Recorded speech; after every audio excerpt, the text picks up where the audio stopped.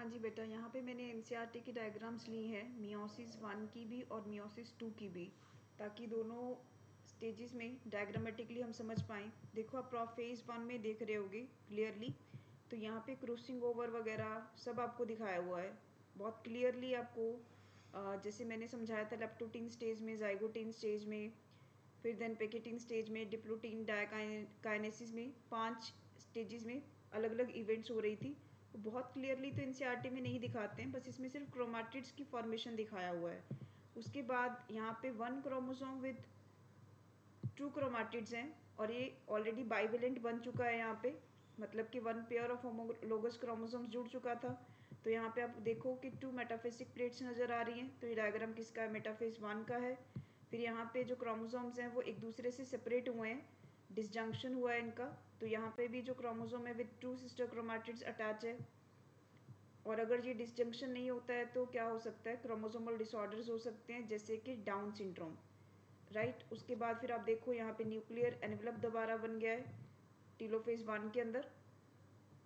और जो क्रोमोसोम्स है वो थोड़े से क्या करते हैं, अपने आप को इलोंगेट कर लेते हैं, थोड़ा सा डिकंडेंस करते हैं, बट बहुत ज़्यादा डिकंडेंसेशन नहीं होती है। आई बात समझ? फिर आती हैं स्टेजेस ऑफ मियोसिस 2।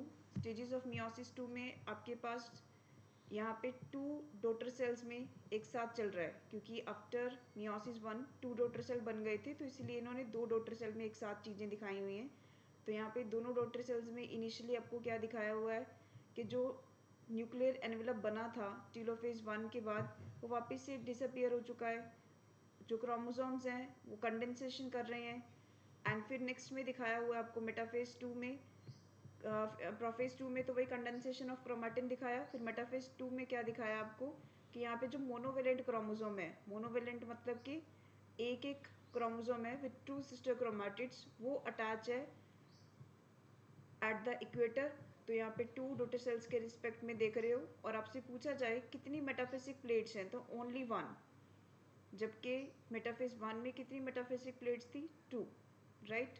फिर आता है एनाफेज 1, एनाफेज 2। एनाफेज 2 में क्या होता है? सेंट्रोमियर स्प्लिट होता है, जिसमें 1 क्रोमोसोम विद ओनली 1 क्रोमेटिड रह जाता है। यहाँ पे एनाफेज 1 और एनाफेज 2 की डायग्राम में डिफरेंस देखो।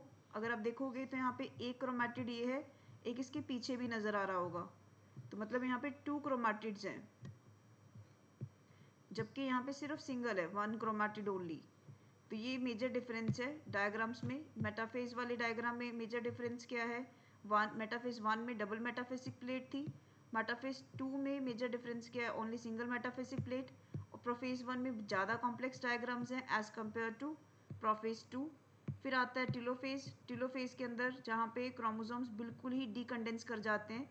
और टिलोफेज 2 में कितने डॉटर न्यूक्लियाई बनते हैं? That are the 4 daughter nuclei, right.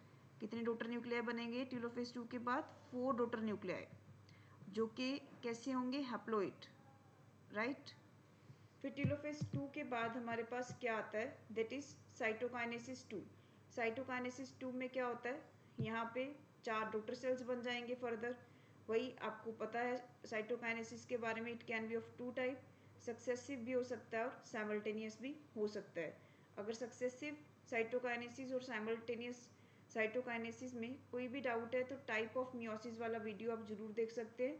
और ये डायग्राम्स पे आपने बहुत एम्फेसाइज करना है, बहुत ही ध्यान देना है। ये डायग्राम्स को ध्यान से पेपर में करना है, क्योंकि जनरली एनाफेज 1 एनाफेज 2 हमेशा बच्चा गलत करता है।